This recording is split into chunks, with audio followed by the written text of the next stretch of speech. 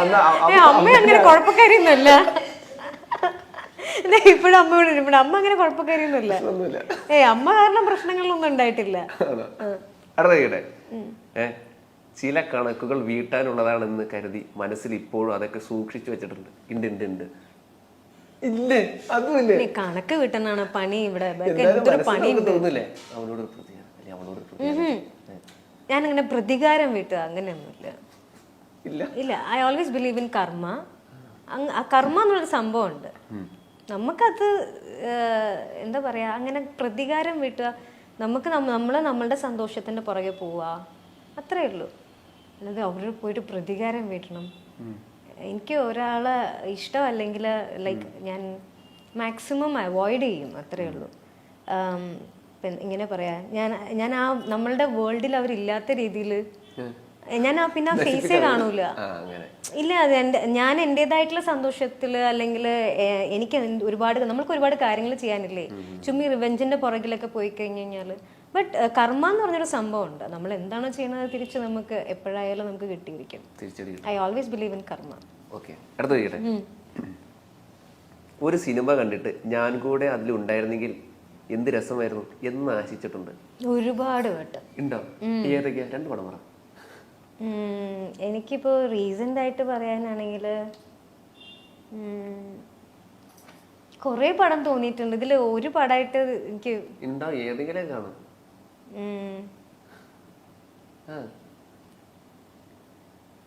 ഇപ്പൊ റീസെന്റ് ആയിട്ട് കണ്ടത് ഏതാ?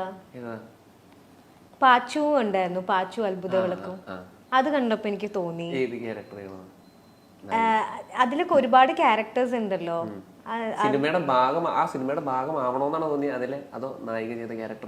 അങ്ങനെയല്ല. ഇപ്പൊ ഏതെങ്കിലും ഒരു നല്ല സിനിമ കാണുമ്പോഴത്തേനും എനിക്ക് കൂടുതലും പഴയ പടങ്ങൾ കാണുമ്പോഴാണ് എനിക്ക് ഫീൽ ചെയ്തിട്ടുള്ളത്. കിലുക്കം തോന്നിയിട്ടുണ്ട്. അതില് രേവതി മാം ചെയ്ത ക്യാരക്ടറില്ലേ, അടിപൊളിയല്ലേ. പിന്നെ മറ്റേ മിന്നൽ മുരളിയിലെ ഷെല്ലി ചേച്ചി ചെയ്ത ക്യാരക്ടറില്ലേ, അങ്ങനെയൊക്കെ കാണുമ്പോ എനിക്ക് എപ്പോഴും തോന്നാറുണ്ട്.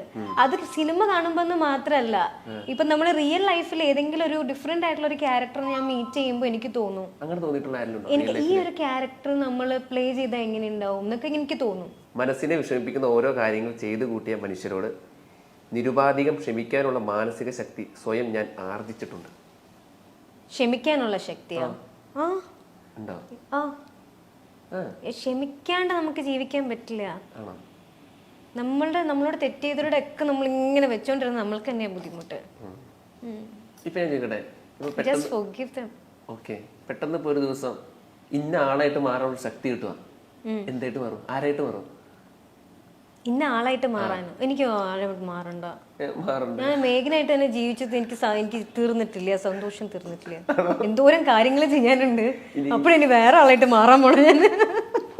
അല്ല, അങ്ങനെ എന്തിനും ചെയ്ത് തീർക്കാനായിട്ട് അങ്ങനെ ഇന്നൊരു കാര്യം ചെയ്യണമെന്ന് ലൈഫിൽ വലിയൊരു ഡ്രീം എന്താ? വലിയ ഡ്രീമോ? നമുക്കൊരു ഡ്രീം ഉണ്ടാവില്ലേ? സത്യം പറയട്ടെ, ഞാൻ പറഞ്ഞു കഴിഞ്ഞാൽ നിങ്ങൾ വിചാരിക്കും ഭയങ്കര ഇതായിട്ട് എക്സാജറേറ്റ് ചെയ്യാണ്, ചുമ്മാ പറയാം. എനിക്ക് ഒരു ഡ്രീമും ഇല്ല ഇപ്പോ. ഒരു ഡ്രീം എന്ന് പറയാനായിട്ട് അങ്ങനെ ഒന്നുമില്ല. പിന്നെ ആരെങ്കിലുമായിട്ട് മാറണമെന്ന് വെച്ചാൽ സത്യമായിട്ടും എനിക്ക് ആഗ്രഹമില്ല. കാരണം ഇപ്പൊ ഉള്ള മേഘ്ന എന്ന് പറയുന്നത് ആ ഒരു ലൈഫിൽ ആ ട്രാവൽ ഉണ്ടല്ലോ, അത് ഒരുപാട് ലെസൺസ് ആയിരിക്കാം, ഒരുപാട് നല്ല സന്തോഷമായിട്ടുള്ള മൊമെന്റ്സ് ആയിരിക്കാം. ഇതെല്ലാം കൂടെ ചേർന്നിട്ടാണ് ഇപ്പൊ നിൽക്കുന്ന ഒരു മേഘനായിട്ടുള്ളത്. ഈ മേഘന തന്നെ മതി, വേറെ ആരായിട്ടും മാറണ്ട. ആളുകളുടെ സ്നേഹപ്രകടനം കാരണം വീർപ്പ് മുട്ടി ശ്വാസം മുട്ടിപ്പോയ സിറ്റുവേഷൻസ് ഉണ്ടായിട്ടുണ്ടോ? എനിക്ക് മലബാർ ഏരിയയിൽ പോയപ്പം അവിടെ അവിടെ അവിടെ ഭയങ്കര സ്നേഹമായിരുന്നു. എല്ലായിടത്തും സ്നേഹമാണ്. അവിടെ വെച്ച് കഴിഞ്ഞാല് ഈ ചന്ദനമഴ ആ സമയം ഇത് ചെയ്തുകൊണ്ടിരിക്കുന്ന സമയത്ത് അവിടെ ഇതുപോലെ ഒരു ഇനോഗ്രേഷന് വേണ്ടിയിട്ട് പോയതാണ്. അപ്പം ഭയങ്കര എന്താ പറയാ, അവർക്കൊന്ന് ജനലിൽ കൂടെ കാണാൻ വേണ്ടിയിട്ട് ഭയങ്കര തിരക്കും തിക്കും ബഹളമൊക്കെ കണ്ടപ്പോൾ ശരിക്കും കണ്ണ് നിറഞ്ഞുപോയി. ആ ഒരു എനിക്ക് അതൊക്കെ വലിയൊരു കാര്യമാണ് എന്നെ സംബന്ധിച്ചിടത്തോളം. അതാ ഞാൻ പറഞ്ഞ അത് കണ്ടപ്പോൾ കണ്ണ് നിറഞ്ഞു പോയി. എന്നിട്ട് ആൾക്കാരുടെ ബഹളം കൂടിയിട്ട് ഒരു സൈഡില് ഇങ്ങനെ തിക്കി വന്നപ്പോഴത്തേനും ഒരു സൈഡില് മിറർ പൊട്ടിപ്പോയി. അപ്പൊ ഇവരെ എന്നെ കൊണ്ടുപോയിട്ട് വേറൊരു റൂമിലേക്ക്, അല്ലല്ലേ വേറൊരു അച്ഛാ അത്രയും തിക്കായിരുന്നു ആ സമയത്ത്. അപ്പൊ എന്നെ സംബന്ധിച്ചിടത്തോളം അതൊക്കെ ഭയങ്കര വലിയ കാര്യം. ഞാൻ സ്വപ്നം പോലും കണ്ടിട്ടില്ല ഇങ്ങനെയൊക്കെ ഒരു സംഭവം ഉണ്ടാവും എന്നുള്ളത്. അങ്ങനെ ഒരു റൂമിൽ നമ്മൾ ഇരുന്നപ്പോഴത്തേനും ആ ജനലൊന്ന് തുറന്നാൽ മതി കാണാനാന്ന് പറഞ്ഞപ്പോഴത്തേനും അത്രയും ഇഷ്ടമാണോ എന്നെ. അവരൊരു, ഞാൻ പറഞ്ഞില്ലേ, ഒരു ആർട്ടിസ്റ്റ് എന്നുള്ള ലെവലിലല്ല കാണുന്നേ. അവരുടെ വീട്ടിലൊരു കുട്ടി ഒരുപാട് നാൾ കഴിഞ്ഞ് വരുമ്പോഴത്തേനും അവർക്കൊരു എക്സൈറ്റ്മെന്റ്, ആ ഒരു സ്നേഹം ഉണ്ടല്ലോ, അത് കണ്ടപ്പോൾ ശരിക്കും കണ്ണറിഞ്ഞു പോയിട്ടുണ്ട്. അങ്ങനെയാണ് കാര്യങ്ങൾ. ക്വസ്റ്റ്യൻസ് ഒക്കെ തീർന്നോ? ട്രോളാനുള്ളൊക്കെ കിട്ടിയിട്ടില്ലേ? അടുത്തതായി ഒരു പ്രാങ്ക് കോളാണ്. മേഘന ചേച്ചിയുടെ ഫ്രണ്ടായ ആലീസ് ക്രിസ്റ്റീനയാണ് പ്രാങ്ക് ചെയ്യുന്നത്. ചേച്ചി വിളിക്കല്ലേ? ഹലോ ചേച്ചി. എന്താടി വയ്യേ? ഇല്ല ചേച്ചി, ഉറക്കമായിരുന്നു, പറഞ്ഞോ. ആ ഓക്കെ ഓക്കെ ഓക്കെ. ഇപ്പൊ ഫ്രീ ആണോ സംസാരിക്കാനേ? ആ ഫ്രീയാ. ആ ആ ആ ശരി. ഷൂട്ടിലാണോ? അല്ല ചേച്ചി, വീട്ടിലുണ്ട്. വീട്ടിലുണ്ടോ? നീ റീസെന്റ് ആയിട്ട് എവിടെയെങ്കിലും ഇന്റർവ്യൂ കൊടുത്തിട്ടുണ്ടായിരുന്നോ? എന്റെ സിംഗിൾ ഇന്റർവ്യൂയോ? ഏത് ഇന്റർവ്യൂ? എനിക്ക് ഇങ്ങനെ ഭയങ്കര കോൾസ് വന്നോണ്ടിരിക്കുക, അതാ ചോദിക്കുന്നത്. ഏതെങ്കിലും ഇന്റർവ്യൂ കൊടുത്തിട്ടുണ്ടായിരുന്നോ? ഇല്ല, ഒന്നും കൊടുത്തില്ല തോന്നുന്നു. എന്താ പറ്റി? ഏതോ ഒരു ഇന്റർവ്യൂല് എന്തോ എന്നെ പറ്റി എന്തോ സംസാരിച്ചിട്ടുണ്ട്, ഭയങ്കര മോശമായിട്ടാ സംസാരിച്ചേക്കണെന്നൊക്കെ പറയണു. ഇല്ല, ഞാൻ ഈ ഇടയ്ക്ക് ഇന്റർവ്യൂ ഒന്നും കൊടുത്തില്ല. എനിക്ക് ഇങ്ങനെ കോൾസ് വന്നോണ്ടിരിക്കുക. ആലീസ് എന്താ ഇങ്ങനെ പറഞ്ഞേന്ന് ചോദിച്ചു. ഇന്റർവ്യൂ ഒന്ന് അയച്ചു തരാൻ പറ ചേച്ചി. ആണോ? നീ കൊടുത്തിട്ടില്ലെന്ന് ഉറപ്പാണോ? ആ, എന്റെ ഓർമ്മയില് ഞാൻ ലാസ്റ്റ് ഇന്റർവ്യൂ കൊടുത്തത് ഒരു 3-4 മാസത്തിനൊക്കെ മുമ്പായിരിക്കും. എനിക്ക് ഓർമ്മയേ ഇല്ല. എന്തോ ചേച്ചി ഭയങ്കര ജാടയാണ്, ആ രീതിയിലൊക്കെ സംസാരിച്ചു. ഭയങ്കര മോഡ, ഭയങ്കര അഹങ്കാരം. ഇന്റർവ്യൂ അയക്കാൻ പറ അവരടുത്ത്. ആണോ? ആ ചേച്ചി പറ, ഞാൻ ഇന്റർവ്യൂ അയക്കാൻ കണ്ടു കഴിഞ്ഞിട്ട് അവളെ വിളിക്കാം. ഞാനും വിചാരിച്ചു നീ എന്നെ പറ്റി അങ്ങനെയൊക്കെ പറയോ, നമ്മൾ അത്ര ഇതായിട്ട് എപ്പോ തൊട്ടുള്ള ബന്ധം. ഇല്ല, ഇന്റർവ്യൂ ഞാൻ കൊടുത്തിട്ട് തന്നെ കൊറേ കാലമായി. ലാസ്റ്റ് ഞാൻ കൊടുത്ത ഇന്റർവ്യൂ മാറ്റി ഇവർക്ക് ആർക്കാ, മൈൽ സ്റ്റോണിനായിരുന്നു. ആണോ? എന്നെ പറ്റിയും ചോദിച്ചില്ല അവര്?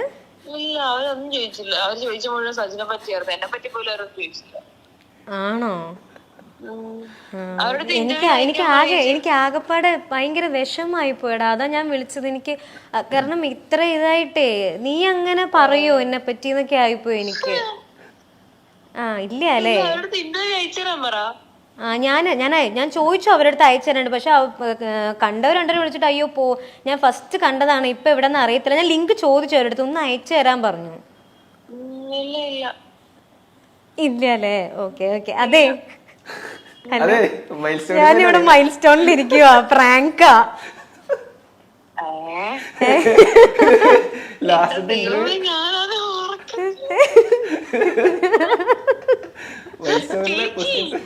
ചേച്ചി അയ്യോ പാവട്ട, ഞാൻ എവിടെ നിന്നുണ്ട്.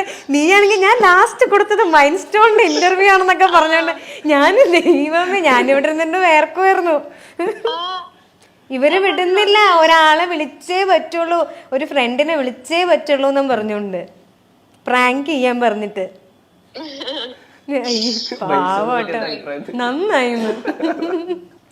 ശരി, എന്നാലും എന്നെ പറ്റി പറഞ്ഞ തീരെ മോശമായി പോയിട്ടോ. ശരി ശരി, 5 മിനിറ്റ് ആയിട്ട് ഞാൻ വിളിക്കാം. നീ പ്ലിങ് ചെയ്തൊന്ന് മാറ്റിക്കോ. ശരി. പാവം പ്ലിങ്ങി പോയി. ഞാൻ അവസാനമായിട്ട് കൊടുത്ത മൈൽ സ്റ്റോൺ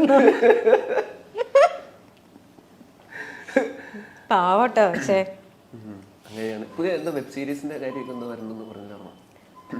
ഒരു ചെറിയ രീതിയിൽ ചെയ്യുന്നുണ്ട്. അങ്ങനെ വെബ് സീരീസ് ഭയങ്കര സംഭവമായിട്ടല്ല, ചെറിയൊരു രീതിയിൽ എന്തെങ്കിലും ചെയ്യണമെന്ന് തോന്നിയപ്പോ ചെയ്തൊരു സംഭവം. അതെ, മേഘ്ന സ്റ്റുഡിയോ ബോക്സിൽ തന്നെയാണ് വരുന്നത്. അതിന്റെ ട്രെയിലർ ഇറങ്ങിയായിരുന്നു, കണ്ടായിരുന്നു? അതെ അതെ. അതൊരു ഫാമിലി കോമഡി സീരീസ് ആണ്. അതൊരു ഫാമിലിനെ നമ്മൾ ഇൻട്രൊഡ്യൂസ് ചെയ്യുന്നതാണ്. നല്ല കുടുംബം എന്നാണ് സീരീസിന്റെ പേര്.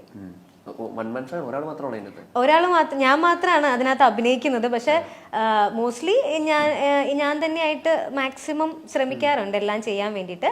അതല്ലെങ്കിൽ ടെക്നിക്കൽ സപ്പോർട്ടിന് ഞാൻ പുറത്തുനിന്ന് ആളെ വിളിക്കും, നമ്മുടെ ടീമായിട്ട് നമ്മൾ ചെയ്യും.